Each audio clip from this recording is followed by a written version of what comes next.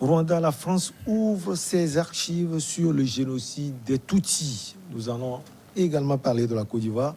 Le président Alassane Dramane Ouattara ouvre la porte de retour au pays de l'ancien président Laurent Gbagbo et de son ancien ministre Charles Blé Goudé.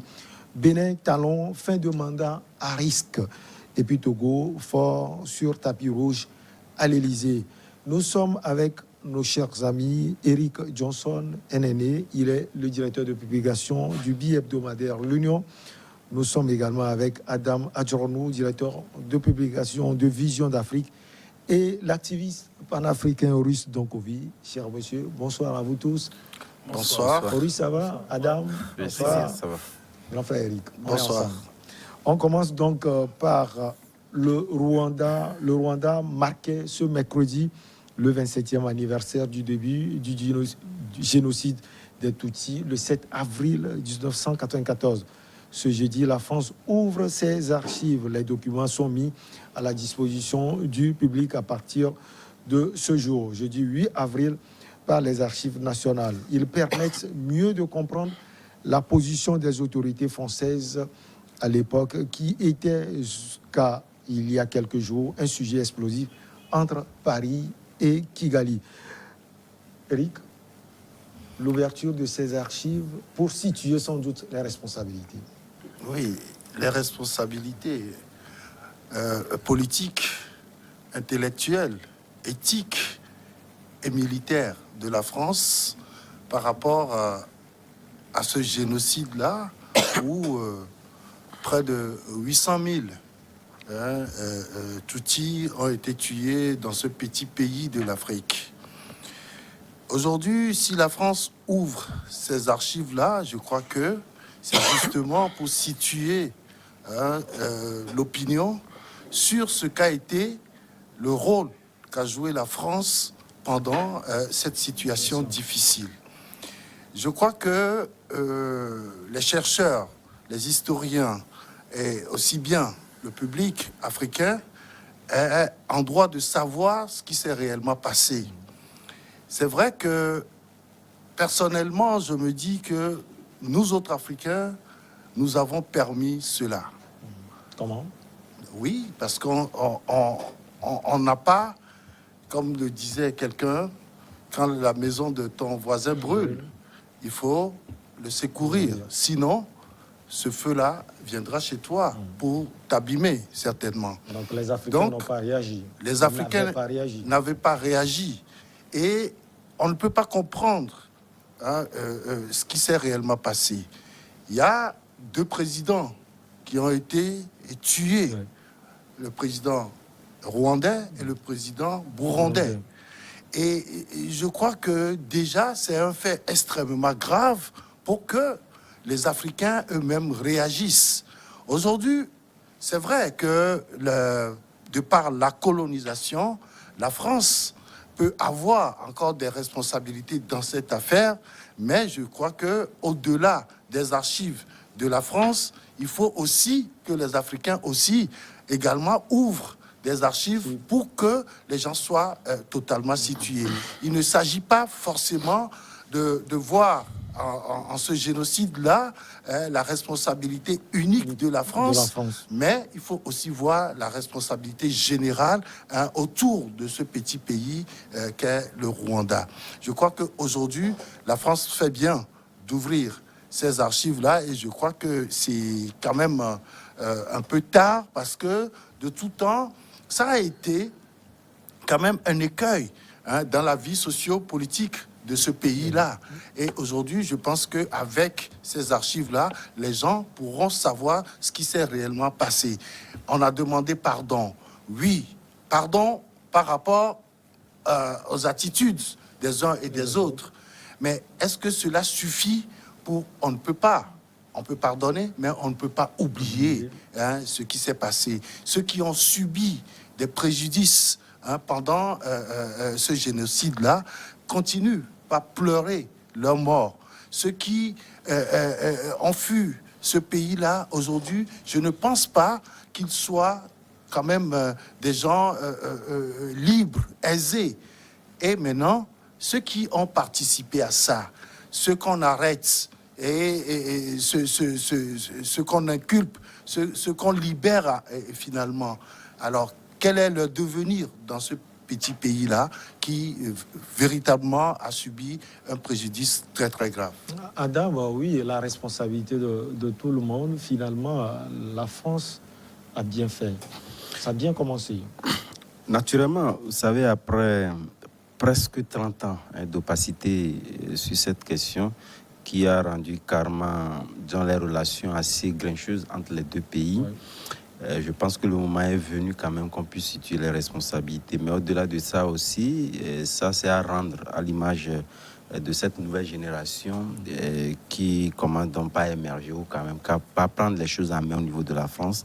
Parce que quelque part, c'est vrai, au-delà de toutes les critiques, il faudrait quand même qu'on puisse être reconnaissant envers le président Emmanuel Macron, qui a eu donc à anticiper sur le fait qu'il a constaté que sur le continent africain, les relations entre la France et le continent, chaque pays pris individuellement a ses réalités vis-à-vis de la France. Donc, il faudrait quand même... sa première sortie. Tout à fait. Aussi sur d'autres sujets. Naturellement. Donc, il faudrait commencer déjà par améliorer ces relations-là. Et améliorer ces relations-là, c'est de démystifier naturellement un certain nombre de sujets opaques qui ont toujours entretenu la France par rapport... Puisque lorsque nous prenons pendant le Rwanda, ça a amené pendant le Rwanda à prendre des décisions même extrêmes. Vous avez constaté que c'était un pays qui partageait carrément l'allocution de la langue française, mais aujourd'hui, il a eu quand même à dévier, à prendre l'anglais comme la langue nationale, etc. Et beaucoup d'autres choses d'ailleurs même. Et depuis lors, vous allez constater qu'aucun président français n'a osé quand même faire le déplacement de Kigali ou du Rwanda. Tous ces aspects-là, je pense que lorsqu'on fait un peu la sommation, cela vaut la Pandore dans la mesure où, comme je le disais tantôt, cela va contribuer à renforcer quelque part. C'est vrai que lorsqu'on situe les responsabilités, naturellement, il a eu quand même à demander à ce qu'on puisse réellement situer l'opinion entière sur ce qu'est la responsabilité de la France par rapport à ces génocides-là. Mais au-delà de ça, qu'est-ce qu'on cherche derrière? Derrière, c'est réellement donc de renforcer ces lignes de coopération. Parce que si toute la population rwandaise est située sur la responsabilité réelle de la France, puisque aujourd'hui, c'est vrai, on attend quand même que le Rwanda également puisse faire sa part en ce qui concerne ce qu'est la responsabilité. Puisqu'il faudrait quand même qu'on ait les deux aspects pour réellement donc situer. Le Rwanda aussi doit situer sa responsabilité. Tout à fait. Puisqu'aujourd'hui, c'est vrai que la France n'a pas une responsabilité assez engagée en ce qui concerne donc... mais en arrière-plan, de toutes les façons, on ne sait pas ce qui se trame. Il n'y a que les Rwandais qui savent les relations qu'ils entretenaient avec la France. Et ça, je pense qu'il est très important, puisque pour l'heure, déjà, le pas franchi est déjà très intéressant. Et par rapport à ce point, d'ailleurs, même, il est annoncé d'ailleurs la visite. Ce n'est pas encore confirmé, certes, d'Emmanuel Macron en France, ce qui serait une première après plus de 20 ans. De Paul Kagame en France. Tout à fait. Non, d'Emmanuel Macron au Rwanda, à Kigali. Voilà. Bon, je pense que Paul Kagame, lui, l'a eu quand même à faire déjà un certain nombre de déplacements, mais il appartient quand même à Emmanuel Macron. Et ça, cela contribue naturellement du fait que ça a été démystifié et ça permettra naturellement de renforcer parce que les gens vont pardonner. Ils savent, voilà, la responsabilité d'avant. Puisque jusqu'au jour d'aujourd'hui, cette génération-là émergente, ce qu'on a eu quand même à inculquer dans sa tête, c'est la France qui a permis à ce qu'on arrive donc, à cette génocide-là, etc. Donc aujourd'hui, il est temps de pouvoir donc les situer. Et ça, c'est le rôle de l'histoire. Je pense que l'histoire permettant naturellement de renforcer sa ligne de coopération entre la France et Kigali. Le rôle de l'histoire, Horus, j'ai un peu un souci. Est-ce que l'ouverture de ces archives ne cache pas quelque chose? Redynamiser la coopération entre Paris et Kigali, ça va se faire peut-être entre les politiques, c'est fini. Bon, en fait, moi je trouve qu'il faut, comment dirais-je, il faut peut-être analyser en sectionnant un peu. Ils ont rendu, voilà, de cas par cas si on veut. Mettons, c'est très étonnant ce revirement de la France après 30 ans de déni.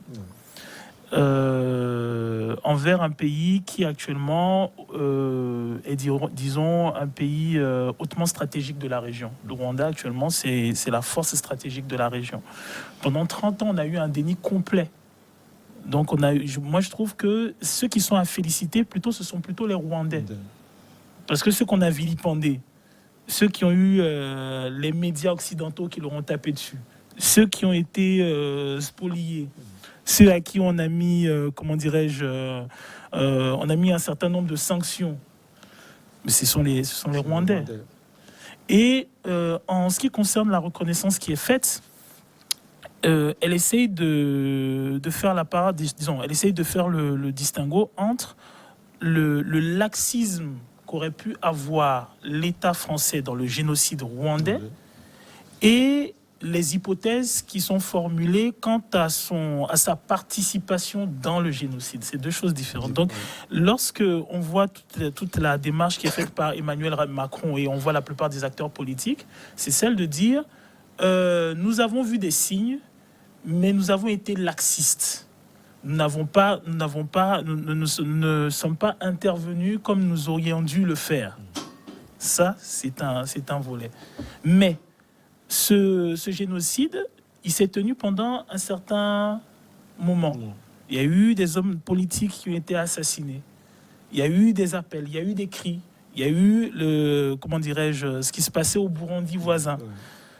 Il y a bien avant le relationnel qu'il y a entre la famille Abiyarimana et la famille Mitterrand. Donc, il y a tout cela qui reste obscur. Il y a tout ce volet-là qui reste obscur.